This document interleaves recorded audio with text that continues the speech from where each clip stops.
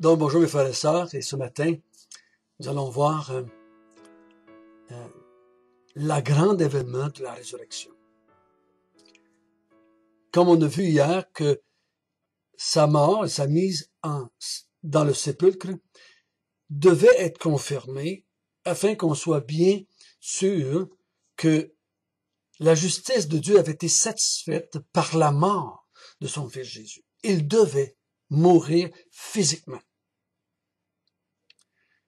pour que nous puissions, nous, être sauvés de nos péchés. Mais la résurrection, elle aussi, était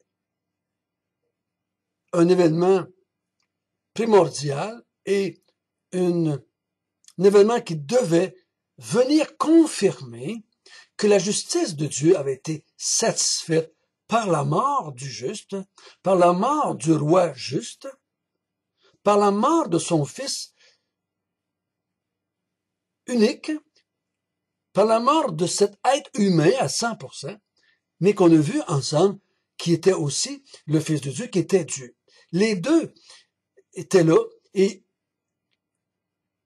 cet homme, Dieu, devait subir la mort afin de sauver son peuple de ses péchés, comme il avait été dit au chapitre 1 à Joseph. C'est lui qui sauvera son peuple de ses péchés. Mais comment savoir si Dieu a accepté ce sacrifice-là, si la mort a effectivement payé la dette de nos péchés, si la mort de Jésus a vraiment justifié, ou, comme il est dit dans Romains, calmer la colère de Dieu, ou si cette mort de Jésus a vraiment satisfait la justice de Dieu, ben, c'est la résurrection qui démontre ça. Donc, nous allons lire, si vous voulez bien, chapitre 28, versets 1 à 10. Après le sabbat, à l'aube du premier jour de la semaine, Marie Magdala et l'autre Marie allèrent voir le sépulcre. Et voici, il y eut un grand tremblement de terre, car un ange Seigneur descendit du ciel, vint rouler la pierre et s'assit dessus. Son aspect était comme l'éclair, et son vêtement blanc comme la neige. Les gardes tremblèrent de peur et devinrent comme morts. Mais l'ange prit la parole et dit aux femmes, « Pour vous, ne craignez pas, car je sais que vous cherchez Jésus qui a été crucifié.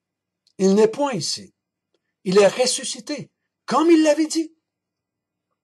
Venez, voyez le lieu où il était couché. Et allez promptement dire à ses disciples qu'il est ressuscité des morts.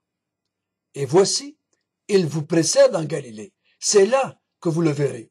Voici, je vous l'ai dit. » Il s'éloigna promptement du sépulcre avec crainte et avec une grande joie. Elle courut apporter la nouvelle aux disciples. Et voici, Jésus vint à leur rencontre et dit, « Je vous salue. » Elles s'approchèrent pour saisir ses pieds et elles l'adorèrent. Alors Jésus leur dit, « Ne craignez pas, allez dire à mes frères de se rendre à Galilée, c'est là qu'ils me verront. » Premièrement, nous avons au verset 1, le moment de sa résurrection, ou le jour de sa résurrection, c'est à l'aube du premier jour de la semaine, qui était dimanche. On a vu qu'il est mort le vendredi, il est dans la tombe le jour du sabbat, et à l'aube, au commencement de la journée, à l'aube du premier jour de la semaine, Marie de Magdala et l'autre Marie allèrent voir le sépulcre. Donc, les deux femmes ont fait ce qui était demandé par le sabbat. Et le lendemain matin, dès très tôt le matin, ils s'en vont vers le sépulcre pour voir si tout est en ordre. Parce que eux autres ont vu tout ce qui s'était passé. Eux autres ont vu où est-ce qu'on l'avait mis. Eux autres ont vu qu'il y avait des soldats en place. Donc, ils se dirigent vers le sépulcre pour voir si tout est correct. Et voici, comme il arrive près du sépulcre,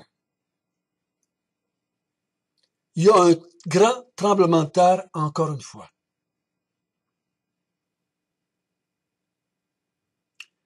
Et qu'est-ce qui a causé ce tremblement de terre-là? C'est l'arrivée d'un ange du Seigneur qui descend du ciel et il roule la pierre et il s'assit dessus.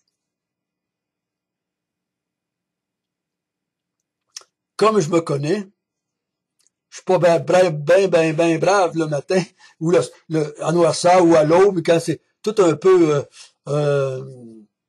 sombre encore et tu t'en vas entre guillemets dans un cimetière hein, et là tu entends la terre shaker et un ange du ciel descend. Il roule la pierre et s'assit dessus. L'aspect au verset 3 de l'ange, il est comme l'éclair. Ça veut dire que c'est vraiment brillant, surtout dans la nuit ou à l'aube. Et son vêtement est blanc comme la neige. Donc ces femmes-là voient ça, entendent ça, ressentent ça, parce qu'il y a un tremblement de terre. Ils voient les gardes qui tombent par terre de peur et ils deviennent comme morts. Donc ça, c'est le spectacle que les deux femmes voient, entendent, ressentent.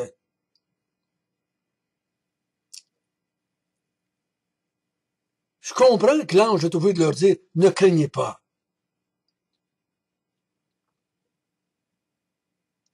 Donc, comprenons bien ici, c'est le ciel qui le déclare ressuscité. C'est pas les femmes, c'est pas les soldats, c'est pas les pharisiens, c'est pas les autorités, c'est pas les disciples, parce que les autres n'étaient pas, on pourrait dire, ils sont pas impartials.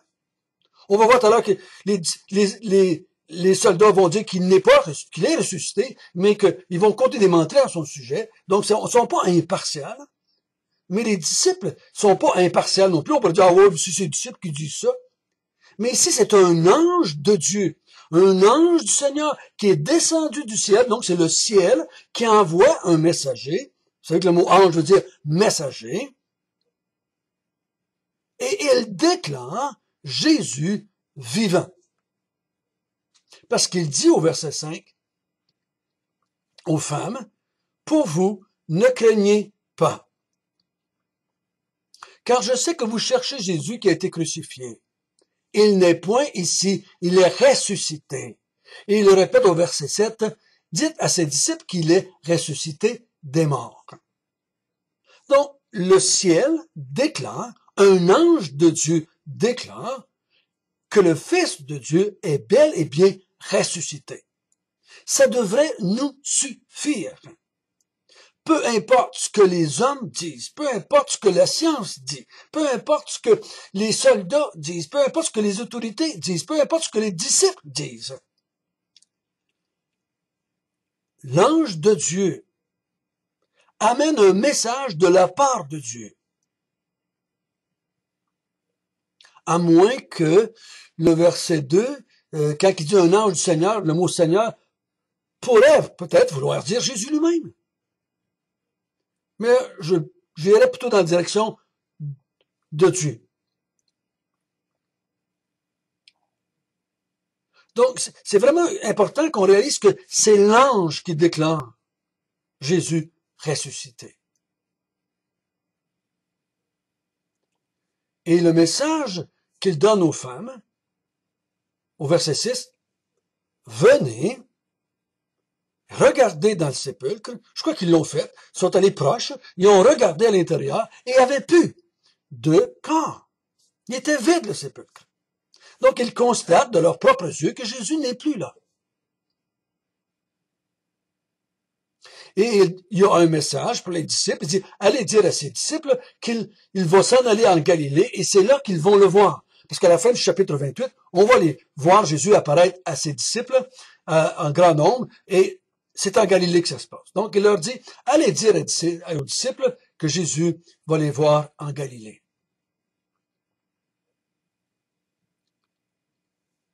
C'est intéressant que l'ange dise aux femmes, ne craignez pas, car je sais que vous cherchez Jésus qui a été crucifié.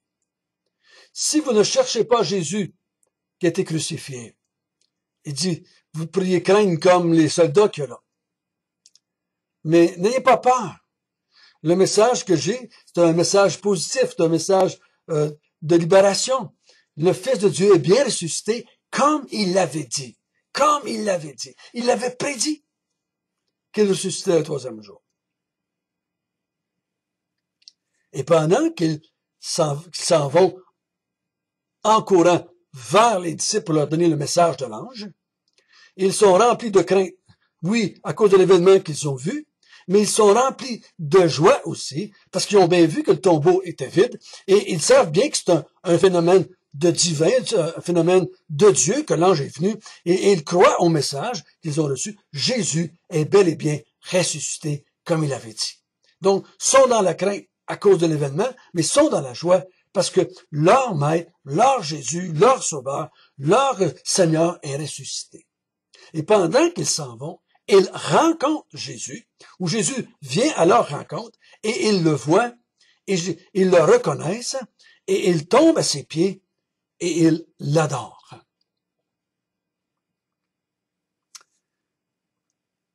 Ce sentiment intérieur d'adoration. Parce que l'adoration, c'est pas de se mettre à genoux. L'adoration, ce n'est pas un paquet de choses qu'on peut faire.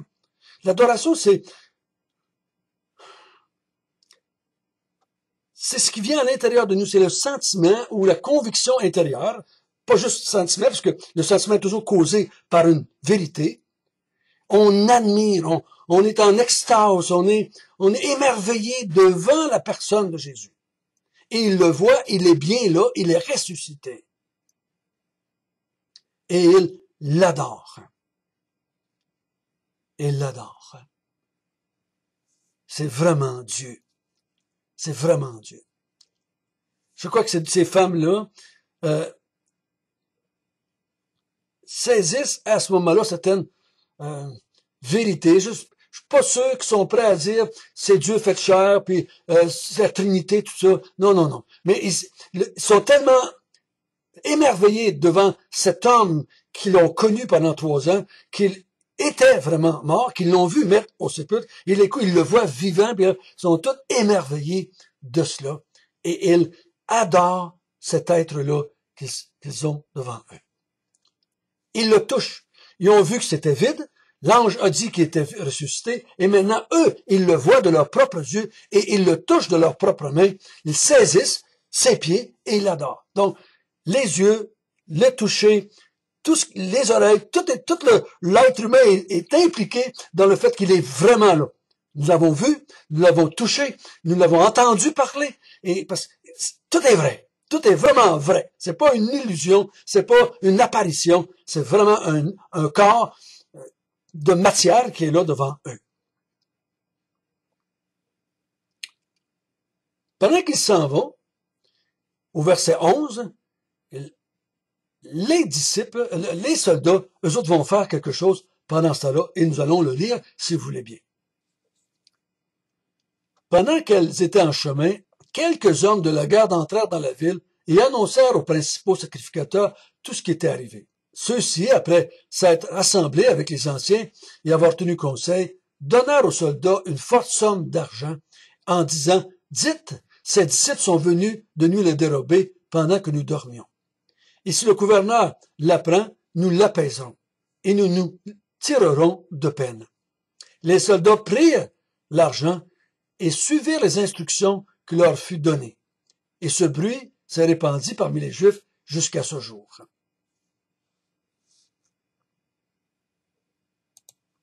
Donc, pendant que les femmes s'en vont vers les disciples, pendant que Jésus rencontre les femmes, quelques hommes, c'est pas tous les soldats, mais quelques hommes parmi la garde, s'en vont en ville, vont voir les autorités qui leur avaient demandé de garder le tombeau, et ils racontent aux autorités en place ce qui était arrivé. Donc, ils ont raconté le tremblement de terre, l'ange qui est descendu, qui était d'une clarté, d'une blancheur merveilleuse. Ils racontent tout ça. Parce qu'ils sont pas morts, mais ils sont comme morts. Est-ce qu'ils ont entendu les paroles de l'ange? Peut-être, peut-être pas. Mais ils vont raconter aux autorités en place qu'il est vraiment ressuscité. Au lieu de dire il était vraiment le Fils de Dieu, au lieu de tomber aux pieds de Jésus, il l'adorait comme les femmes ont fait, ces soldats et les autorités en place inventent un mensonge que c'est les disciples qui sont venus le sortir de là, pendant qu'il dormait. Et ce mensonge s'est répandu parmi les Juifs jusqu'à ce jour, le jour où Matthieu a écrit son évangile, 20, 25, 30 ans plus tard. Je me suis dit à moi-même, ils ont la preuve sous les yeux. Ils ont vu les gardes, ils ont vu l'ange. Ils savent qu'est-ce qui s'est passé. Et ils le disent aux autorités en place. Les autorités croient ce que les soldats disent. S'ils ne croiraient pas ce que les soldats disent, ben, il n'y aurait pas besoin de les payer pour qu'ils comptent un mensonge. Ils croient. Ils sont témoins de la résurrection du Fils de Dieu. Mais au lieu de croire, ils comptent un mensonge. Et ça me faisait penser quand Jésus avait dit aux riches, même si quelqu'un des morts ressusciterait, il allait leur dire la vérité. Ils ne se repentiraient pas. Et si un ressuscité, un ange de Dieu vient et il voit la résurrection, il contemple la résurrection, ils sont convaincus que Jésus est vraiment ressuscité, mais ils ne se convertissent pas. Ceci me renforce dans ma croyance que s'il n'y a pas une intervention divine dans le cœur des hommes et des femmes, il n'y a pas de conversion possible.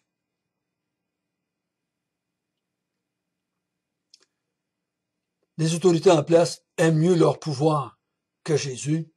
Les soldats aiment plus l'argent que Jésus.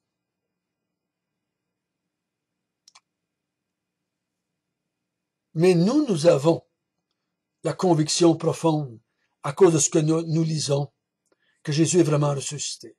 Voyez-vous, nous, on ne l'a pas vu. On ne l'a pas ressenti, le tremblement de terre. On ne l'a pas vu, l'ange, qui était d'une clarté merveilleuse. On ne l'a pas entendu. On ne l'a pas touché. Mais nous le croyons. Nous le croyons tellement que nous pouvons dire, j'ai la certitude que je suis sauvé. Parce que je crois au Seigneur Jésus-Christ. J'ai pas à craindre. Parce que je crois au Seigneur Jésus-Christ. Et si Jésus-Christ est ressuscité, ça veut dire que le prix de la mort a été payé et en est sorti vivant. Il en est sorti vivant. Le roi a vaincu la mort. Et tous ceux qui le cherchent n'ont pas à craindre. N'ont pas à craindre. Notre Père du ciel, il est ressuscité, notre roi. Il a vaincu la mort, notre roi. Le ciel l'a proclamé. Les incrédules soldats l'ont dit. Les disciples l'ont proclamé pendant toute une génération après, dans les Actes des Apôtres. Nous avons la conviction profonde que la justice de Dieu a été satisfaite. Tu as été satisfait, notre Père céleste, par la mort de ton Fils. Et c'est dans cette mort que nous nous confions. Nous croyons que c'est pour nous qu'il est mort et ressuscité. Au nom de Jésus, Amen.